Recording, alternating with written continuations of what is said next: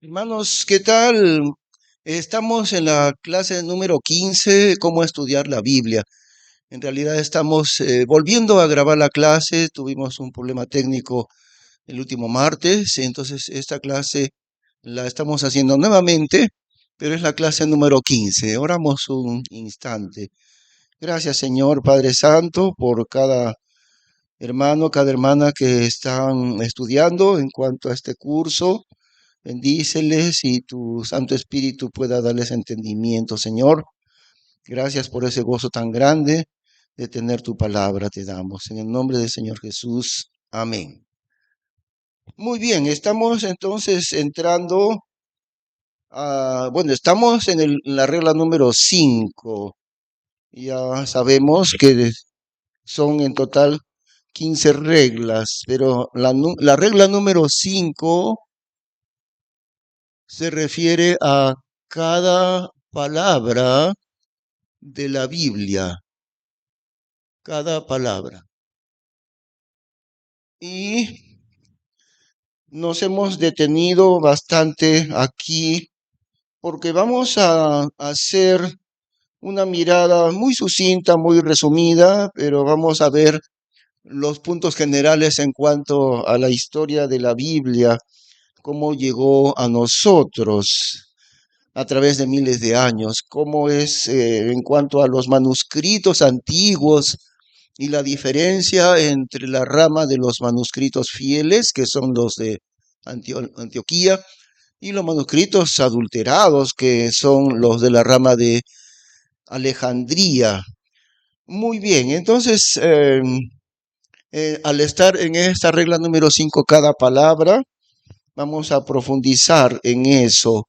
Vamos a hablar un poco también, no muy a fondo, pero vamos a hablar un poco por qué usamos la Biblia 1865. Muy bien, lo que podemos decir primeramente es esto, hermanos. El diablo siempre ha atacado a la palabra de Dios. Esa siempre ha sido su estrategia.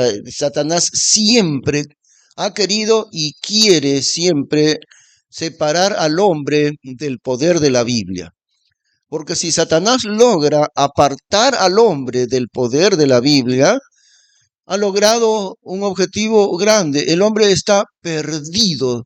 Estando nosotros fuera de la Biblia, estamos perdidos absolutamente.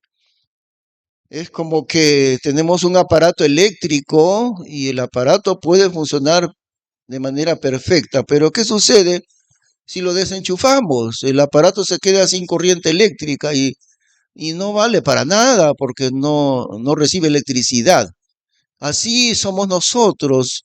Si logramos que Satanás nos desenchufe de la fuente de poder que es la Biblia, entonces estamos perdidos completamente fuera de la Biblia.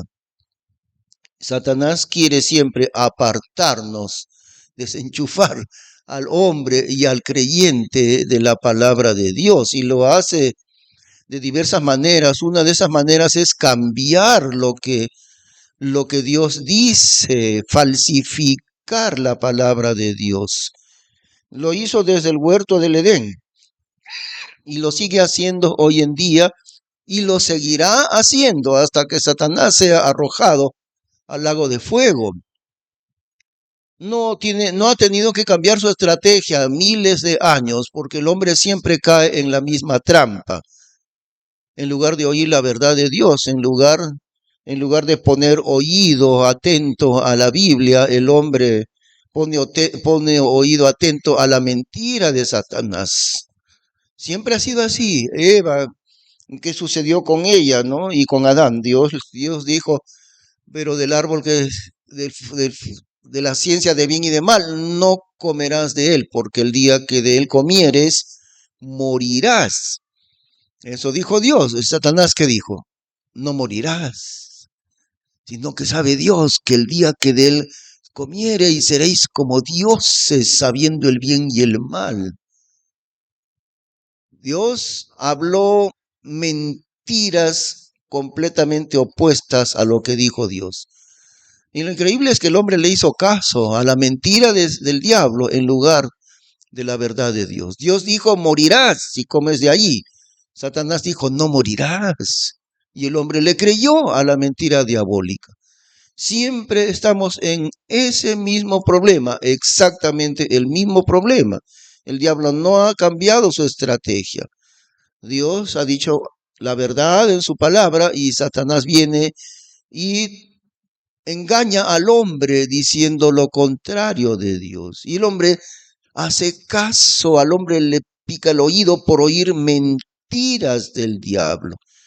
En lugar de vivir de día y de noche con la palabra de Dios. Estamos diciendo esto como introducción porque alrededor de este punto gira toda la historia de la Biblia. Durante siglos enteros el intento diabólico ha sido que el hombre no conozca la Biblia, que el hombre no lea la Biblia.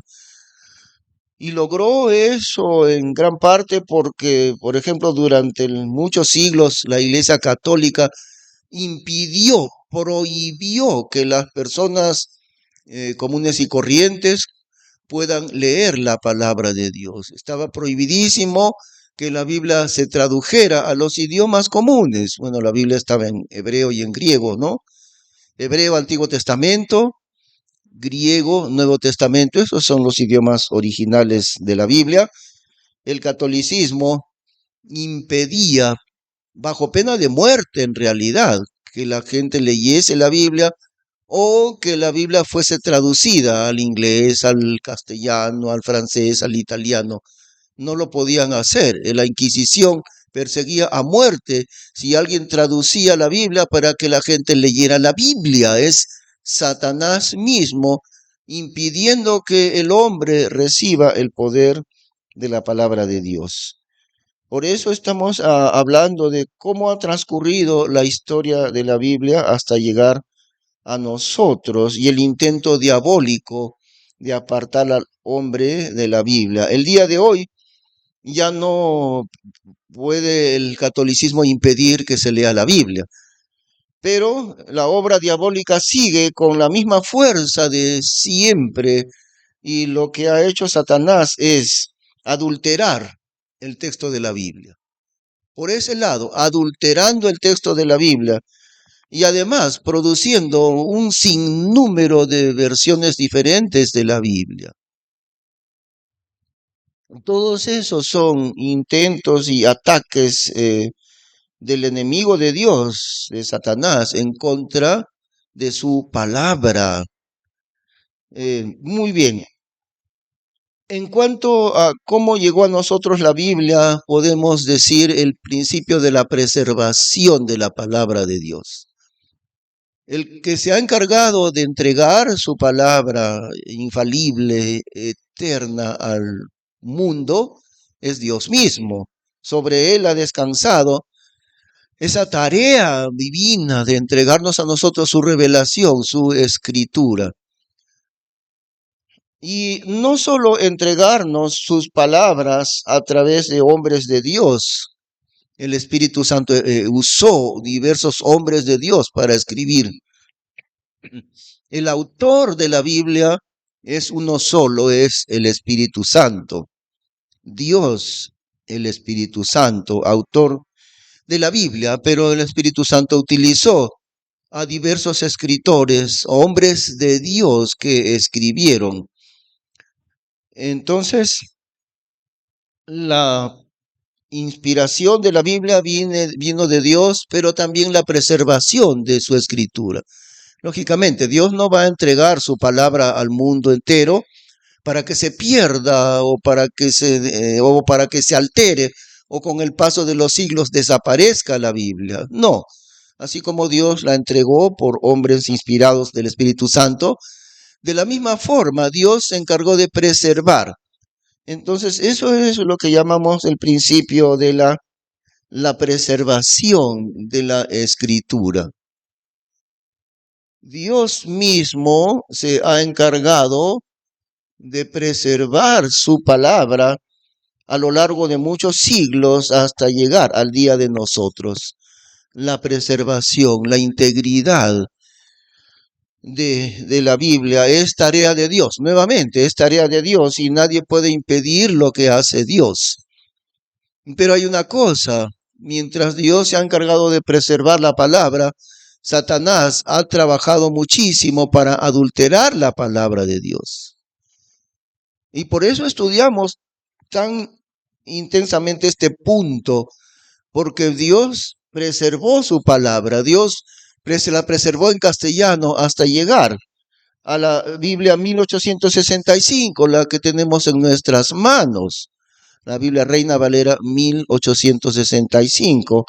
Dios hizo su tarea en preservarla y entregarla de manera perfecta a nosotros, culminando en el año 1865. Sin embargo, Satanás también ha hecho su trabajo paralelamente al trabajo de Dios y por eso es necesario que entendamos la diferencia. Dios preservó su palabra de manera perfecta, pero Satanás se ha encargado de adulterar los manuscritos de la Biblia, los manuscritos antiguos. Vamos dentro de un instante entenderlo porque decimos así.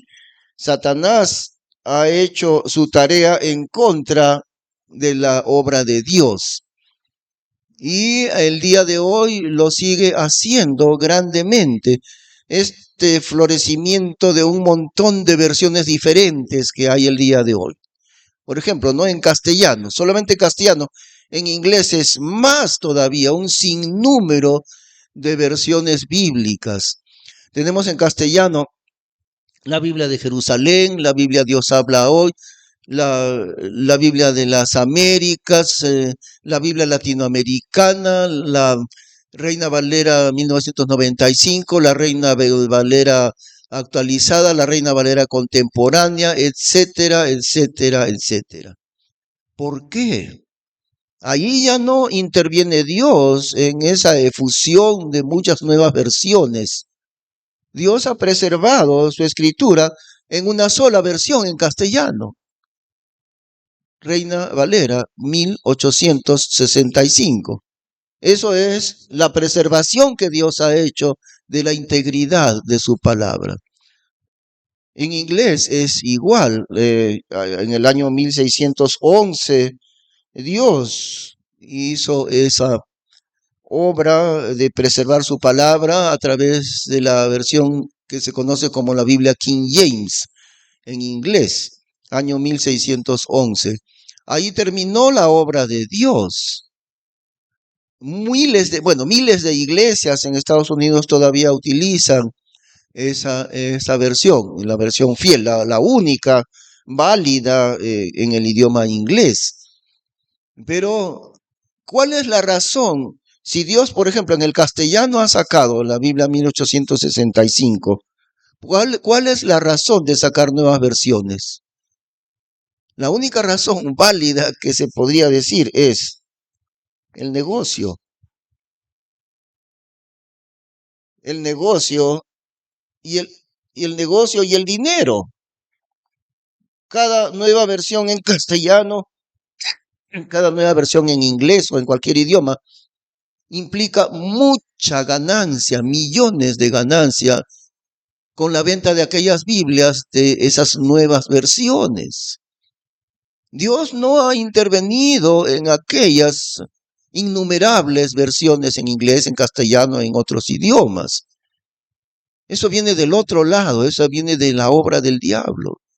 Y el motivo es fácil de distinguir. Todas esas versiones le producen mucho dinero a las casas impresoras que las producen. Muy bien, eso como introducción, ¿no? Ahora vamos a hablar de los manuscritos antiguos de la Biblia.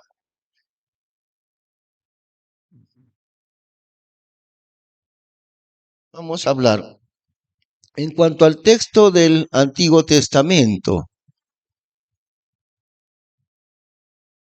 El texto del Antiguo Testamento, es decir, los manuscritos antiguos, se encuentran en idioma hebreo. Lógicamente, es el idioma de la nación de Israel, ¿no? El idioma antiguo de Israel.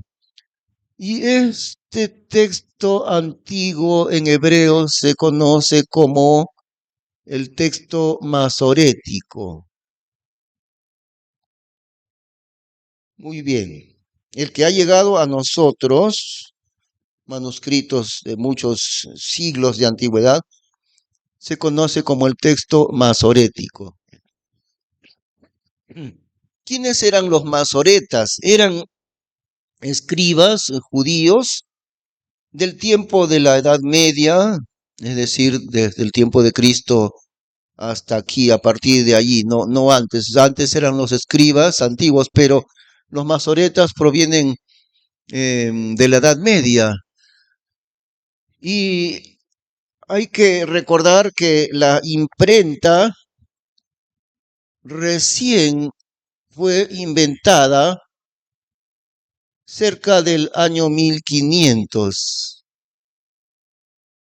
Antes de la imprenta, antes de 1500, todos los libros se reproducían a mano, era muy laborioso. Imagínense copiar página por página, qué interminable tarea, ¿no? De producir un nuevo libro a mano, y eran carísimos, por supuesto, las copias eran muy caras. Y con la Biblia fue así, hasta, hasta llegar al año 1500, cuando se inventó la imprenta, recién allí se podía producir masivamente los libros y también la Biblia. Pero antes de este año todo era en forma manuscrita, en pieles, en pergaminos, antiguamente en los papiros y todo eso. Entonces, el proceso de copiar a mano la Biblia, incluso no había un ejemplar completo, por ejemplo, del Antiguo Testamento, porque sería demasiado voluminoso, muy grande sería. Hablaban de los rollos, por ejemplo, el rollo de Isaías, ¿no? 66 capítulos. Era extenso el rollo, pieles adheridas una con otra, entonces era un rollo muy largo. Y ahí los escribas copiaban, los masoretas. Pero Dios hizo que este proceso de los masoretas, los escribas de la Edad Media, fuese preservado con una fidelidad asombrosa, la fidelidad. Los masoretas, ellos, primero para copiar un nuevo ejemplar, digamos, tenían el libro de Ezequiel, digamos, entonces tenía ya la piel, el rollo de piel listo para copiar Ezequiel, tenían la tinta, las plumas. Tan grande era el amor y la reverencia de ellos por las palabras de la Biblia. Vamos a ver. Tomaban una pluma y comenzaban a escribir el libro de Ezequiel, copiando del original. Pero cuando llegaban a la palabra Jehová, lo que hacían era desechar esa pluma que tenían, la tiraban, iban a lavarse las manos, se lavaban las manos ceremoniosamente, y después de eso agarraban una pluma nueva, nuevecita, y escribían la palabra Jehová. Y seguían escribiendo y copiando. La siguiente vez que encontraban la palabra Jehová, no importa que sea 5 líneas más abajo, el siguiente, el siguiente punto donde había que escribir Jehová, ¿qué hacían? Botaban esa pluma, se lavaban las manos otra vez, tomaban una pluma nueva y para escribir la palabra Jehová. Y así. Bueno, eso era en el sentido de reverencia, pero en el sentido de fidelidad y exactitud. Hacían los masoretas, hacían un trabajo asombroso. Ellos sabían, digamos, estamos hablando del rollo de Ezequiel, ¿no? Ellos sabían cuántas palabras tenía originalmente el rollo de Ezequiel. Supongamos que hubieran sido 46.240 palabras. El ejemplar original que tenían, de donde copiaban, llevaba 46.240 palabras, Ezequiel. Y también sabían el número de letras. Pongamos un número supuestamente que tenía, digamos, 320.586 letras. Bueno, siempre las letras van a ser mayores en números que las palabras. Muy bien. Ellos completaban de copiar el libro, el rollo de Ezequiel. Cuando ya habían terminado de copiar, ¿cuánto demoraría? No era muy laborioso, no sé, un mes, 2 meses, ¿cuánto sería? Al terminar de copiar Ezequiel, tenían el nuevo rollo recién copiado en manuscrito. Comenzaban a contar el número de palabras. 1, 2, 3, 4, 5, 6. Un trabajo laboriosamente increíble. Terminaban de contar en Ezequiel las palabras. Si coincidía, 46.240 palabras, decían, bueno, en cuanto a las palabras, está exacto. Pero de repente le faltaba una palabra y en lugar de tener 46.240, tenían solamente 46.239 palabras. Si sucedía eso, si le faltaba una palabra, ese rollo no servía para uso oficial. Lo destinaban a las escuelas para los niños, pero nunca lo usaban porque lo consideraban un rollo que tenía errores. Le faltaba una palabra.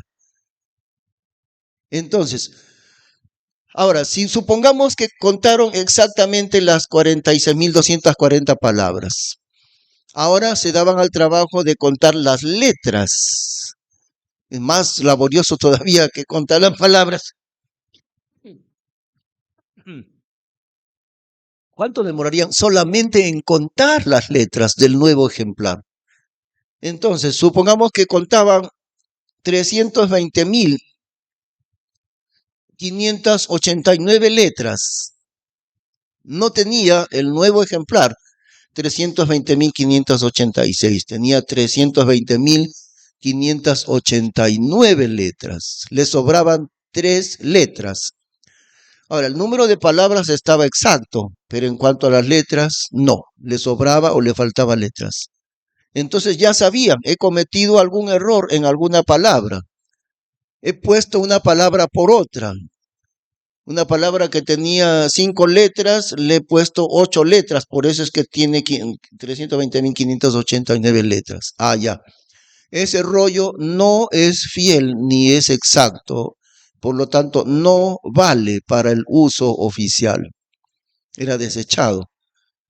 Eso era el increíble trabajo de fidelidad de los masoretas, los escribas.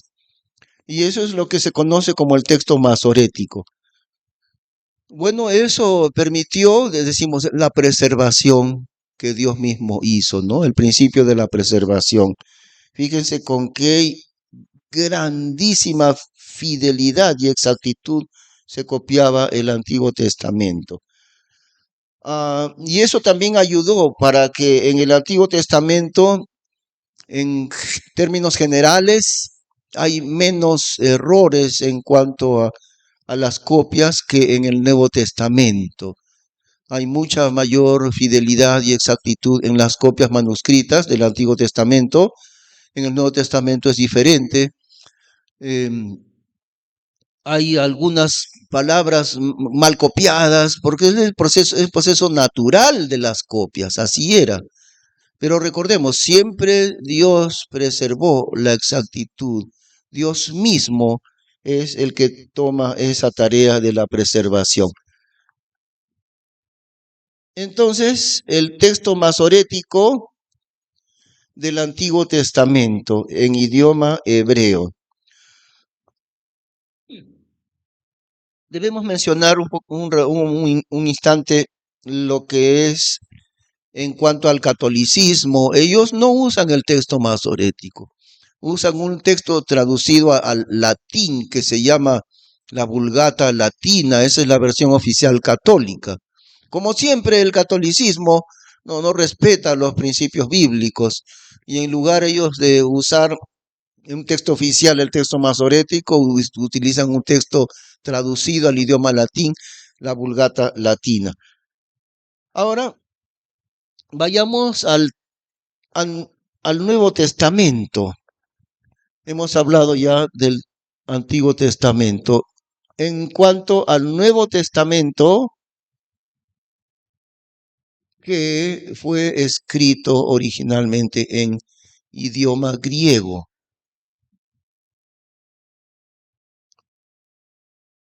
El texto que se transmitió fielmente se conoce como el Textus Receptus, que significa simplemente el texto recibido, ¿no? Pero ese nombre se conserva, lo seguimos conservando para diferenciar de otras clases de manuscritos, el Textus Receptus. Y aquí entonces, en cuanto al texto del Nuevo Testamento que se transmitió en griego, vamos a profundizar bastante en cuanto a esto. Y queremos explicar algo especial en cuanto al texto del Nuevo Testamento. Voy a borrar un momento esta parte.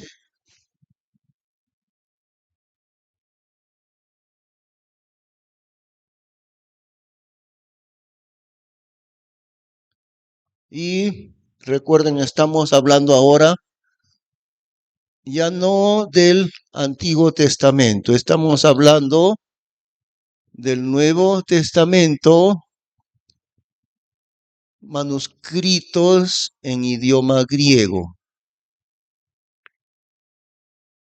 Muy bien.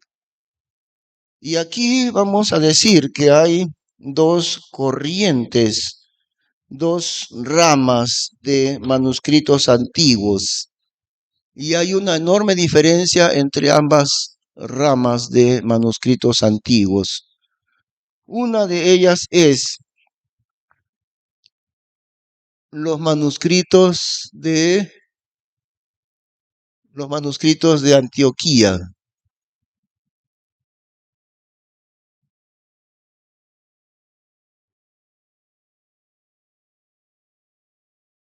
Uno es los manuscritos de Antioquía. Esto es lo que se conoce como el Textus Receptus, el texto fiel, los manuscritos de Antioquía.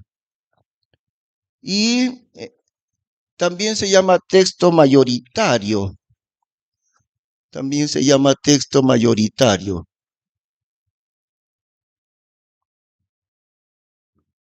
¿Por qué? Porque la gran mayoría de los manuscritos antiguos que se conservan pertenecen a esta rama de los manuscritos de Antioquía.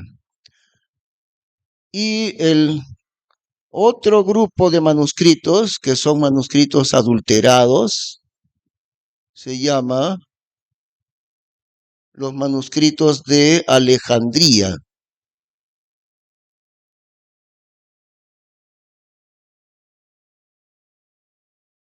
Los manuscritos de Alejandría. ¿Cuál es el problema con estos manuscritos de Alejandría? El mismo problema que dijimos hace un momento, mientras Dios ha manifestado su verdad de manera muy fiel, Dios ha preservado su verdad a través de los manuscritos de Antioquía. Satanás ha originado también la adulteración de la palabra de Dios, porque los manuscritos de Alejandría tienen el texto bíblico, sí, pero adulteradamente.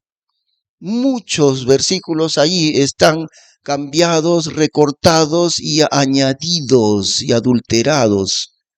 esta serie, esta rama de los manuscritos de Alejandría, es la obra del enemigo de Dios. Dios hizo su propia preservación a través del Textus Receptus, que también se llama el texto mayoritario, porque la gran mayoría de los manuscritos antiguos pertenecen a esta rama de los manuscritos fieles de Antioquía.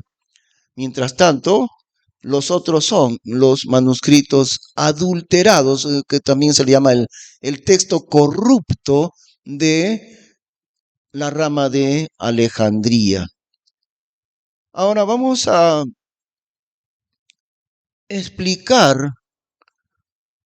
un principio que lo veremos un poco más adelante todavía, que es el principio de la primera mención. Voy a borrar un momentito aquí.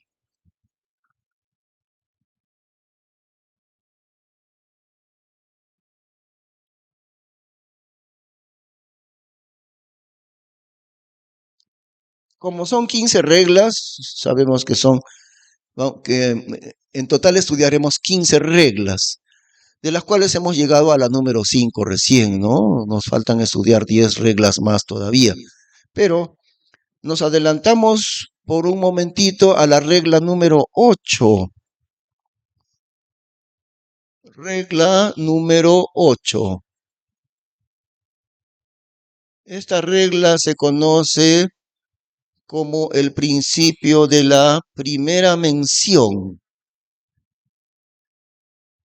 La primera mención. ¿Qué significa esto? Que cuando Dios menciona en la Biblia por primera vez algún asunto en especial, Dios está trazando allí, en la primera mención, un patrón, una definición acerca de dicha palabra o de dicho asunto.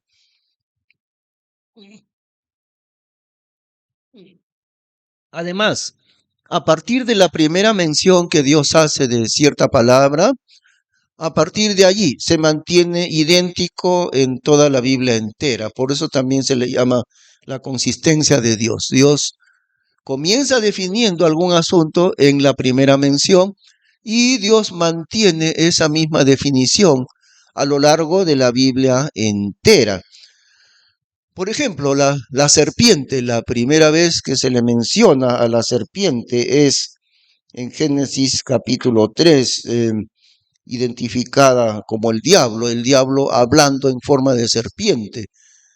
Y entonces, a partir de la primera mención de la serpiente, Génesis 3, siempre va a tener que ver algo con Satanás, la serpiente. Bueno, en Apocalipsis dice el diablo, la serpiente antigua. Y la serpiente es maldición y todo eso.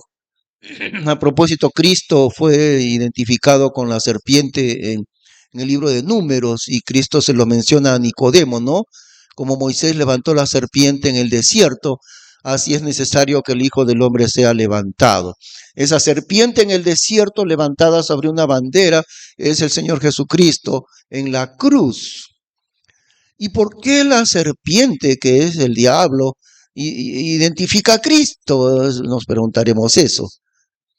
Porque Cristo tomó sobre sí la maldición de nosotros, de nuestro pecado. Cristo se hizo maldito por nosotros. Por eso es que la serpiente es identificada directamente con Cristo en la cruz. Llevó la maldición nuestra. Por eso se identifica con aquella serpiente en el desierto al Señor Jesús mismo. Bueno, ese es un ejemplo, el de la serpiente, pero veamos otro ejemplo también muy importante y es el de Génesis 22. En este caso, la palabra adorar. En Génesis 22, la primera mención de la palabra adorar o adoración. Buscamos en nuestras Biblias allí. Y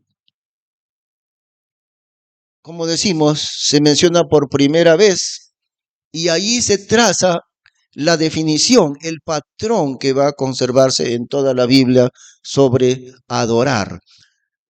Y hay un entendimiento muy equivocado sobre lo que es adorar en el día de hoy, porque se le da a la palabra adorar un significado muy lejos de la Biblia.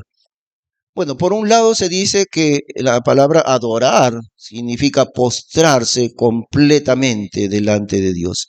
Es cierto, en el significado de la misma palabra es postrarse hasta el suelo. Eso es adorar, sí. Pero hay una cosa, las definiciones del Espíritu Santo en la Biblia muchas veces no tienen que ver con el diccionario, sino con el contexto. Hemos visto muchas veces, ¿no?, la importancia del contexto, la regla número 1, la regla del contexto, el tema que rodea. En Génesis 22 está mencionado por primera vez la palabra adorar. Y en este capítulo, ustedes saben, ¿no?, encontramos a Abraham cuando Dios le pide una obediencia suprema a Abraham. Abraham tiene ya como 115 años o tal vez 112 años por allí, porque su hijo Isaac ya es por lo menos un adolescente o un joven. Y Abraham, habiendo aprendido después de muchas experiencias y habiendo aprendido de muchos errores suyos, esta vez Abraham obedece de manera suprema a Dios. Nunca ha sido un hombre fuera del Señor Jesús probado de una manera tan grande en la obediencia. Dios le dice, entrégame a tu hijo Isaac, a quien amas, tu hijo único, entrégamelo en sacrificio, en holocausto sobre uno de los montes que yo te diré. Y ahora, después de haber aprendido por largos años a confiar completamente en la palabra de Dios, Abraham obedece. Al día siguiente de madrugada sale muy temprano en dirección al monte Moriah con su hijo Isaac, con la leña del sacrificio y con varios ayudantes. Y lo que Abraham pensó y lo que Abraham creyó fue esto, porque Dios le había prometido de ahí de Isaac, de su hijo, una descendencia innumerable como las estrellas en multitud. Abraham no dudó un instante en que Dios iba a cumplir su promesa. De ese mismo hijo iba a salir su descendencia. Y Abraham sacó su cuenta. Dios me está pidiendo que lo sacrifique. Lo voy a sacrificar, va a morir. Pero Dios me lo va a entregar vivo nuevamente. Esa fue la fe de Abraham. Y en Hebreos también lo dice. Entonces, cuando él se dirige hacia el monte Moriah, estamos en Génesis 22, en el versículo 6, desde el versículo 4 dice así. Al tercero día alzó Abraham sus ojos y vio el lugar de lejos.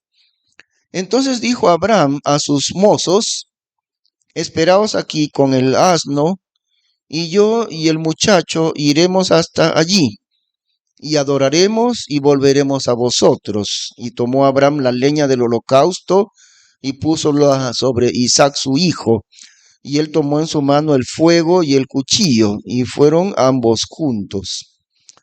En el versículo 5, Abraham le explica a sus ayudantes, a sus mozos, que le esperen ahí nomás, que ya no avancen, porque solamente Abraham con su hijo van a ir hasta el monte.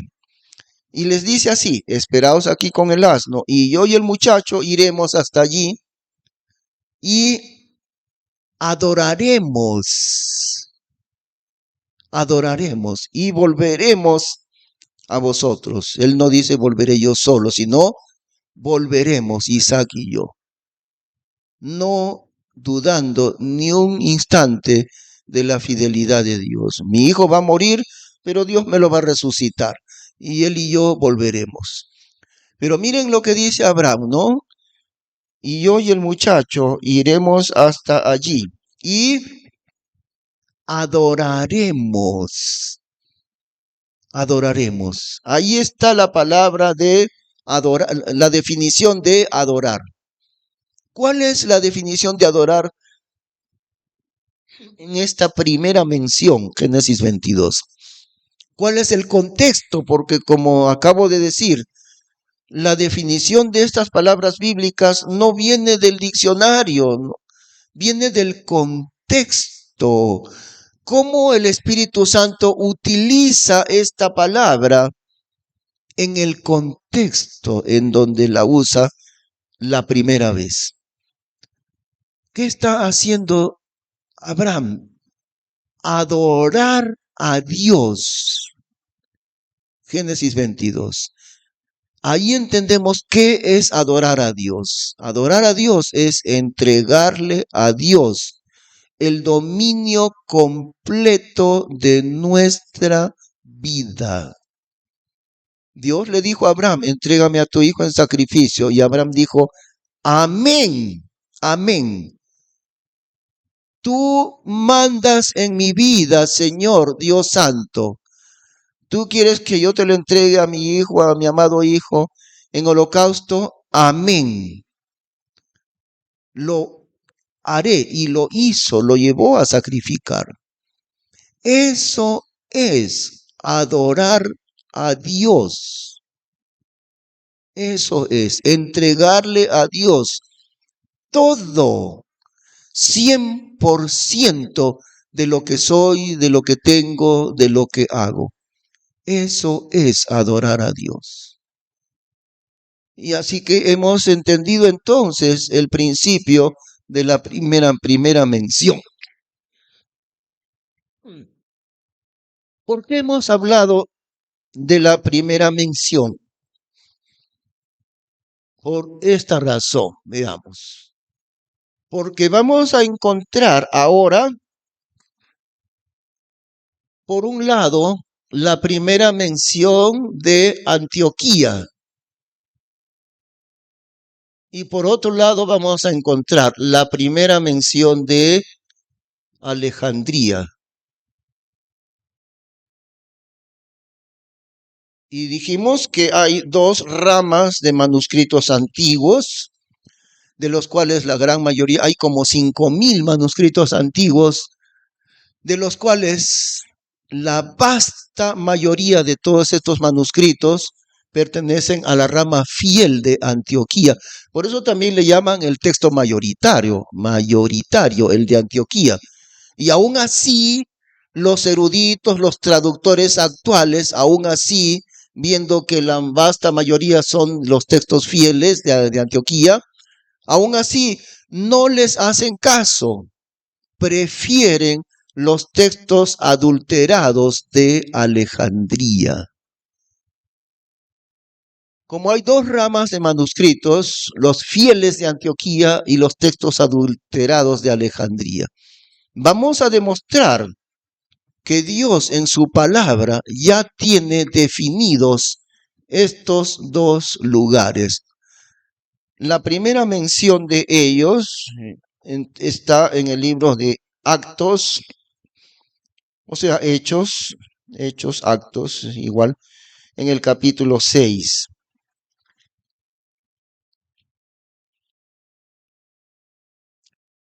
Vamos a empezar por la primera mención de Antioquía, en Hechos capítulo 6. Y esto está en el versículo 5, Hechos 6:5. Antioquía, Hechos 6:5. Otra vez el contexto, siempre al estudiar cualquier pasaje bíblico, la pregunta es, ¿cuál es el contexto del libro? ¿Cuál es el contexto del capítulo? ¿Cuál es el contexto de Hechos capítulo 6? el nombramiento de los primeros diáconos. Había un problema ahí que se presentó en la iglesia de Jerusalén. Atendían a las hermanas viudas en sus alimentos, y las viudas de los que eran gentiles se quejaron porque decían que sus viudas que no eran judías eran medio descuidadas y las viudas de los hebreos eran mejor atendidas. Y ante esa queja, entonces, decidieron los apóstoles buscar 7 varones en que se encargaran de ese aspecto. Entonces, en el versículo 3 dice así: considerad pues, hermanos, sobre 7 varones de entre vosotros de buena reputación, llenos del Espíritu Santo y de sabiduría, los cuales pongamos sobre este negocio. Y así fue, buscaron 7 varones llenos del Espíritu Santo y de sabiduría, de buen testimonio, varones santos de Dios. Y ahí llegamos a la primera mención de Antioquía, versículo 5. Y plugo parecer a toda la multitud, y eligieron a Esteban, varón lleno de fe y del Espíritu Santo, y a Felipe, y a Prócoro, y a Nicanor, y a Timón, y a Parmenas, y a Nicolás, prosélito de Antioquía. Ahí está. Uno de los 7 varones de Dios escogidos a toda prueba de fidelidad, estos 7 diáconos. Uno de ellos era Nicolás, versículo 5. Y a Nicolás, prosélito de Antioquía. Eso quiere decir que la primera mención de Antioquía es una mención buenísima. El contexto de la primera mención de esta ciudad es buenísimo. ¿En qué contexto se menciona Antioquía? En el contexto de los 7 varones tan escogidos, tan fieles en su testimonio y en su fe. Ahí está. Encontramos que Dios le da un contexto muy, muy bueno a la primera mención de la ciudad de Antioquía. Esa es una confirmación de Dios sobre los manuscritos de Antioquía. En cambio, la primera mención de Alejandría también está en Hechos capítulo 6. Terminando la elección de los diáconos en el capítulo 6, se comienza a mencionar a Esteban, que era uno de los 7 diáconos, Esteban. Y este varón de Dios es el primer mártir en realidad, Esteban.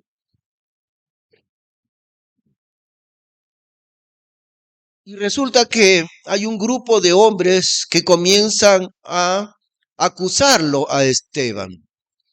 Vamos a leer un poquito. Versículo 8.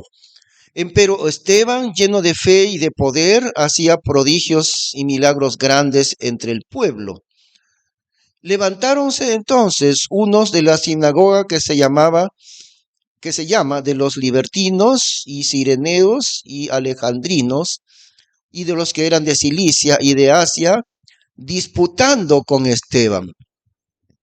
Mas no podían resistir a la sabiduría y al espíritu con que él hablaba. Entonces sobornaron a unos que dijesen que le habían oído hablar palabras de blasfemia contra Moisés y contra Dios, y conmovieron al pueblo y a los ancianos y a los escribas, y arremetiendo le arrebataron y le trajeron al concilio, y pusieron testigos falsos que dijesen: este hombre no cesa de hablar palabras de blasfemia contra este lugar santo y contra la ley. Se reúnen llenos de odio contra Esteban y comienzan a disputar contra él. Bueno, terminan asesinándolo. Terminan matándolo a Esteban. En el siguiente capítulo se ve. Y en el versículo 9 está la primera mención de Alejandría. Versículo 9, ¿qué dice? Levantaronse entonces unos de la sinagoga que se llama de los libertinos y cireneos y alejandrinos, que como enemigos de Dios y enemigos de los hombres de Dios, disputaron contra Esteban, luego trajeron testigos falsos, etc. La primera mención de Alejandría es malísima. Ahí dice, y se levantaron estos que de la sinagoga que se llama los libertinos y cireneos y alejandrinos. Ahí está. Versículo 9. La primera mención de Alejandría. ¿Menciona a quién? A los enemigos de Dios, a los enemigos del pueblo de Dios, a los enemigos del evangelio. En ese contexto tan malo y terrible está la primera mención de la ciudad de Alejandría. Hechos 6:9. Hechos 6, versículo 9. Qué interesante que ambas de las primeras menciones están en el mismo capítulo. Y cuando uno escudriña la Biblia, encuentra estas cosas asombrosas. La confirmación de Dios. Los manuscritos fieles de Antioquía, desde la primera mención. Los manuscritos corruptos, enemigos de Dios. El grupo de los manuscritos de Alejandría. Qué asombroso realmente. Ahora sigamos explicando otras diferencias entre ambas ramas de manuscritos antiguos. ¿Por qué? Porque mientras los manuscritos de Antioquía, otra cosa más que quisiera mencionar. Antioquía fue la iglesia modelo, digamos así. Para todos los siglos posteriores, la iglesia de Antioquía es como una iglesia modelo. Avanzamos un poco en el libro de Hechos hasta el capítulo 13, Hechos capítulo 13. Ahí leemos, había entonces en la iglesia que estaba en Antioquía profetas y doctores, como Barnabás y Simón el que se llamaba Níger, y Lucio Cireneo y Manaén, hermano de leche de Herodes el tetrarca, y Saulo. Ministrando pues estos al Señor y ayunando, dijo el Espíritu Santo, apartadme a Barnabás y a Saulo para la obra para cual los he llamado. Entonces, ayunando y orando y poniéndoles las manos encima, los enviaron. Así que ellos, enviados por el Espíritu Santo, descendieron a Seleucia y de allí navegaron a Chipre y llegados a Salamina, anunciaban la palabra de Dios en las sinagogas de los judíos y tenían también a Juan por asistente. Entonces comienza la historia del trabajo misionero proveniente de la iglesia de Antioquía. Esta iglesia que, como digo, se puede considerar el modelo de fidelidad, el modelo de trabajo misionero. Porque de la iglesia de Antioquía salió Pablo como misionero en sus viajes, y que cada viaje duró varios años. Y ahí está por primera vez mencionado como Saulo, ¿no? Más adelante Pablo, pero es mencionado Saulo. y Saulo junto con Barnabás, los dos son enviados por la iglesia de Antioquía a la obra misionera. De manera que Antioquía es el modelo de iglesia registrado así en el libro de Hechos. Y entonces no es nada de casualidad que de esta región y de esta ciudad proviene la rama de los manuscritos fieles, que son aquellos que estamos mencionando. Lo que queremos distinguir y notar es que los manuscritos de Antioquía fueron transmitidos, fueron copiados por las iglesias locales. Los hermanos de las iglesias locales se encargaron de copiar y de difundir y de conservar estos manuscritos de la rama de Antioquía. Mientras tanto, los otros manuscritos de Alejandría,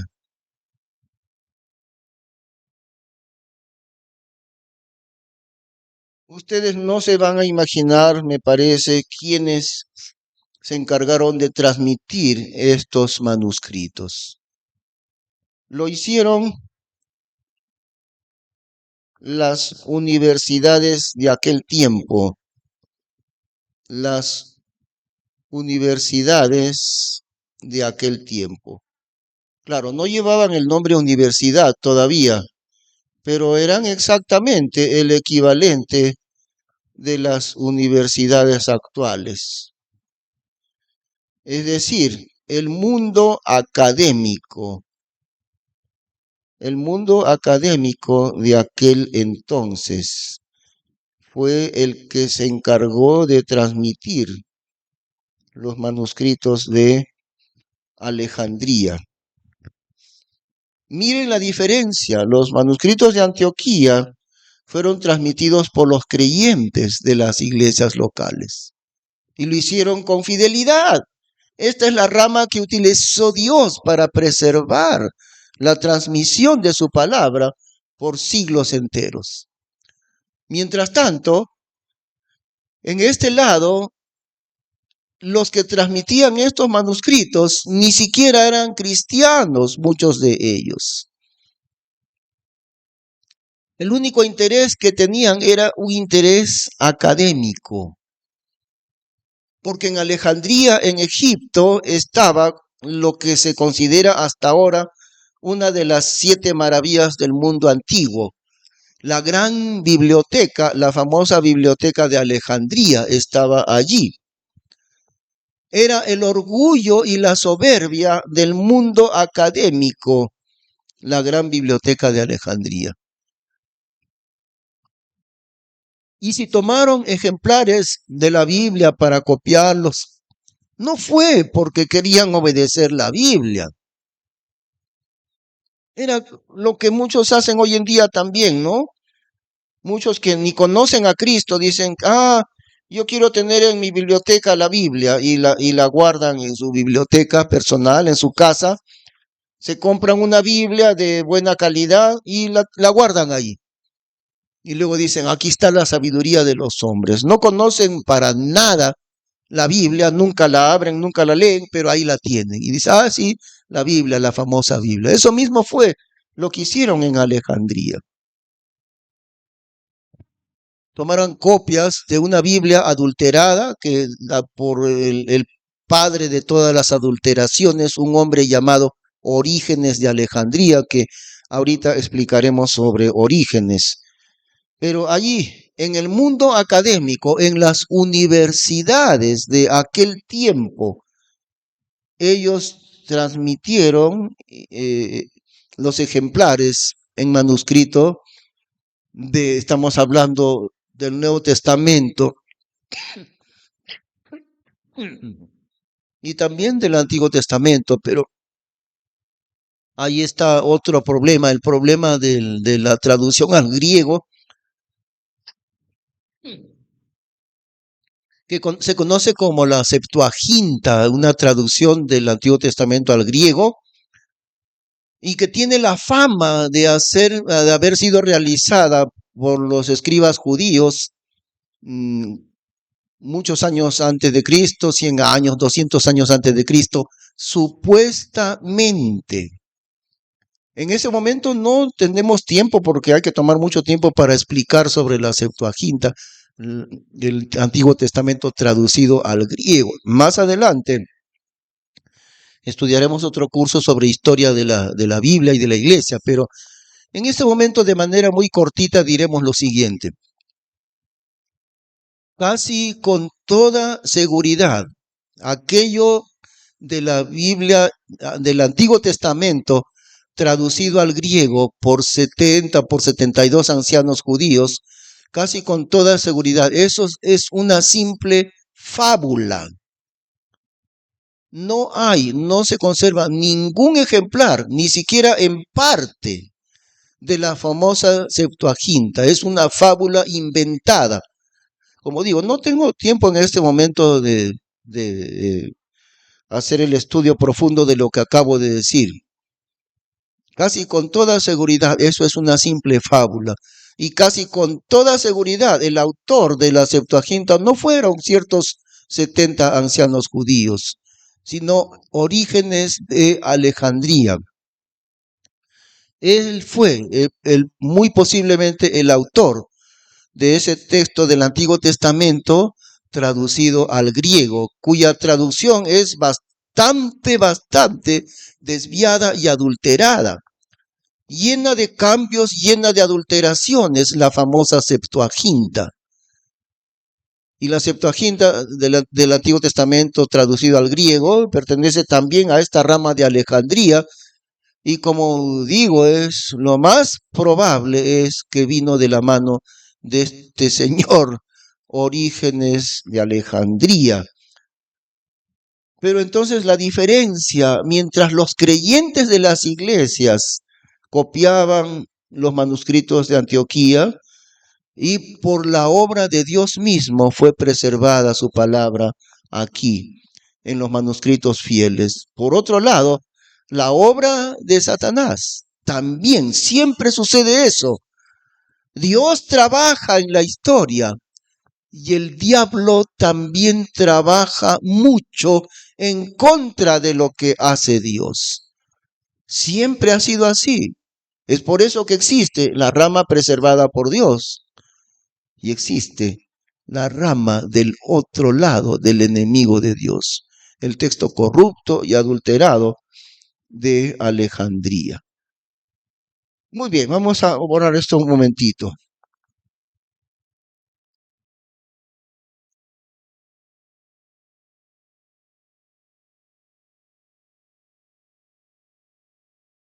¿Quién era este personaje Orígenes de Alejandría? Bueno, Orígenes es su nombre, ¿eh? No estamos hablando de los orígenes, no. Orígenes era el nombre. Su nombre era Orígenes de Alejandría. Y estamos hablando de los años más o menos 250 de antes de Cristo, entre el 200 y el 250 después de Cristo. Este señor, llamado de manera muy errónea, llamado padre de la iglesia. La teología actual está tan desviada, tan desenfocada está la teología en cuanto a la verdad, que a un falsificador de la Biblia como es él, lo consideran un padre de la iglesia. Y así le llaman. Usted puede buscar en internet, en la historia de este hombre, ponga su nombre ahí y ahí lo van a alabar como si fuera uno de los padres de la iglesia. Lo que se puede decir, no padre de la iglesia, padre de las adulteraciones en la palabra de Dios. Él hizo hasta, según se calcula, un total como de 50.000 adulteraciones en los versículos bíblicos, tanto del Antiguo Testamento como del Nuevo Testamento. Esa fue la hazaña de él. Y si en el día de hoy usted compra una de las Biblias modernas, como por ejemplo Reina Valera 1995, Reina Valera contemporánea, Biblia de Jerusalén, nueva versión internacional. Si usted compra cualquiera de esos en Sociedad Bíblica, usted abre en la Biblia y por todos lados va a decir, el versículo de aquí no se encuentra en los mejores manuscritos. ¿A qué le llaman los mejores manuscritos? Le llaman los mejores manuscritos a los manuscritos corruptos de la rama de Alejandría.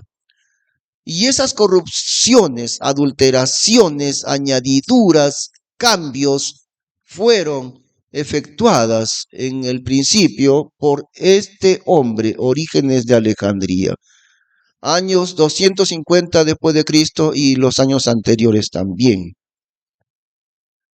Pero tan desviada está de la verdad de la Biblia el campo de la teología actual, el campo de los eruditos bíblicos, el campo de los traductores bíblicos está tan grandemente desviado. Como digo, ¿no? En esas, la nueva versión internacional, todas las versiones actuales, por todos lados en la Biblia que usted compra va a decir, el versículo número tanto, en los mejores manuscritos no dice de esa manera. El versículo número tal no aparece en los manuscritos más antiguos. ¿A qué le llaman los manuscritos más antiguos? ¿A qué le llaman ellos los mejores manuscritos?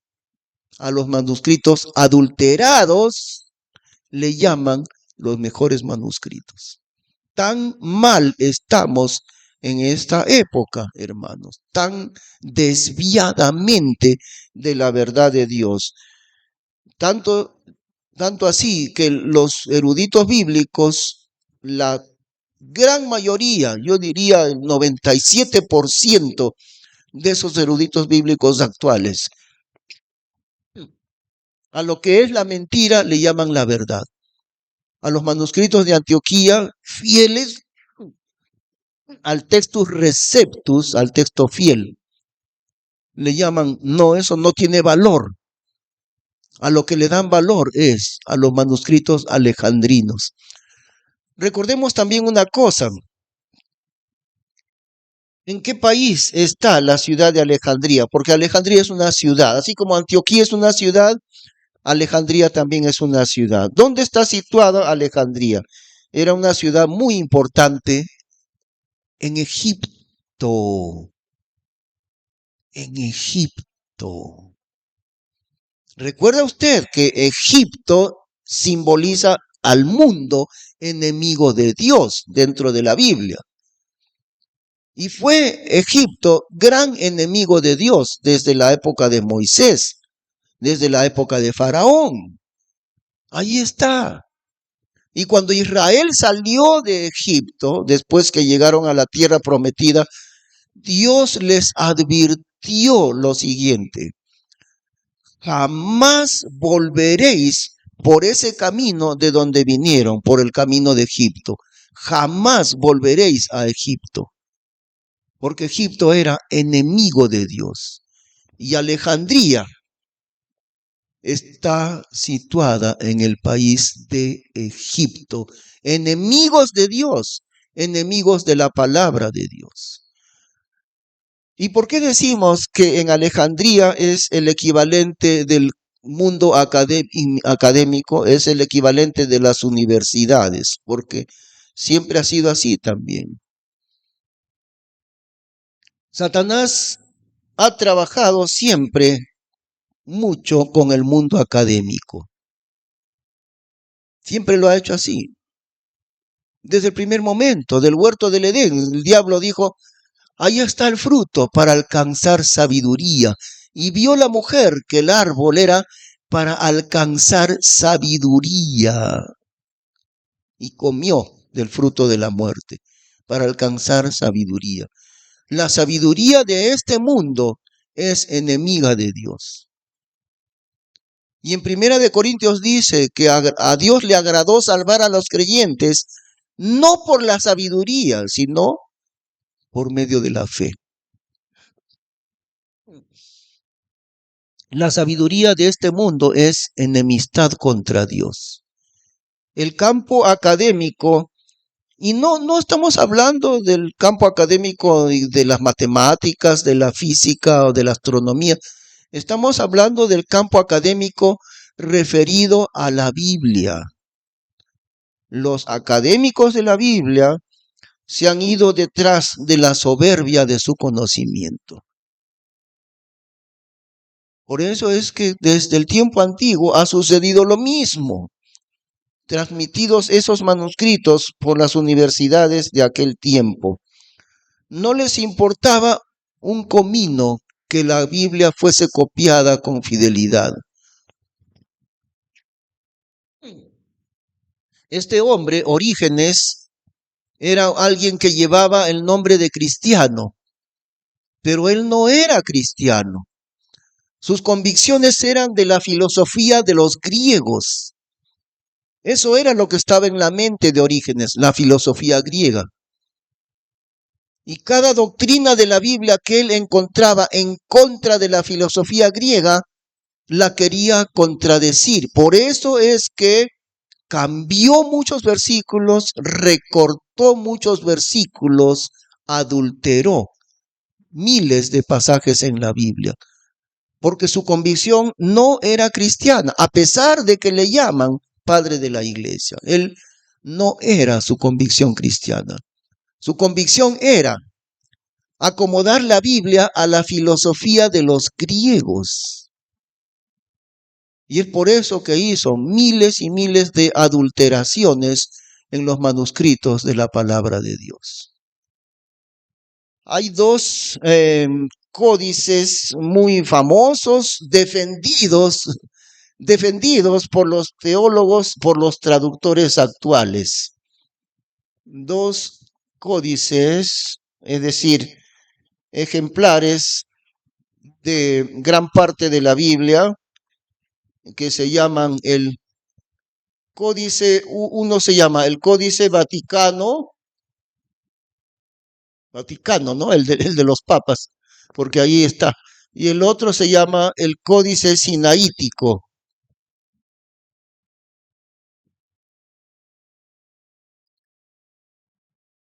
Y gran parte de todas las fábulas de los que defienden los manuscritos de Alejandría se basa en estos dos códices, el Códice Vaticano y el Códice Sinaítico. ¿De dónde vienen? ¿De dónde provienen? Pues de Orígenes de Alejandría. Provienen de la línea de Alejandría.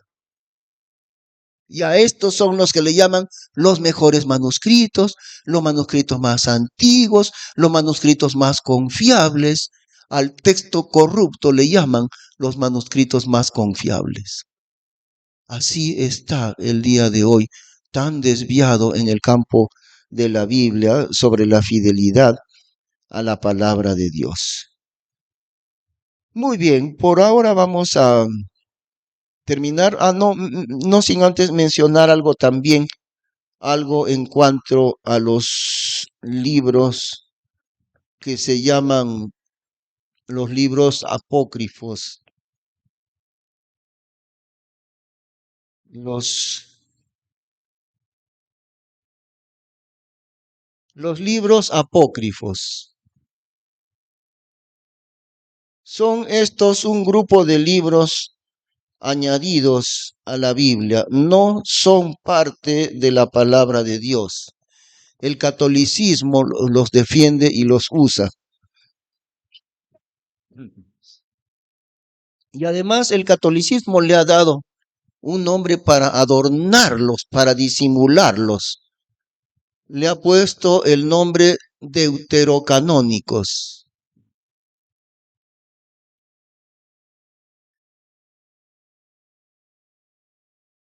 que significa un segundo canon, como decir, bueno, hay un canon, el de los 66 libros de la Biblia, pero también hay un segundo canon. Por eso los católicos, para no conservar esta palabra que es fea, ¿no? Libros apócrifos, o sea, añadidos, falsos, los libros apócrifos. El catolicismo trata de difundir mucho otro nombrecito para ellos, los libros deuterocanónicos. Bueno, estos libros añadidos, el veredicto final sobre ellos viene del pueblo de Israel.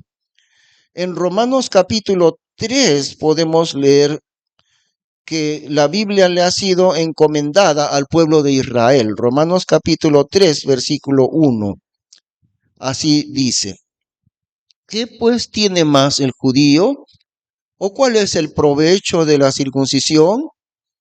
Mucho en todas maneras. Lo primero, ciertamente, porque los oráculos de Dios les han sido confiados.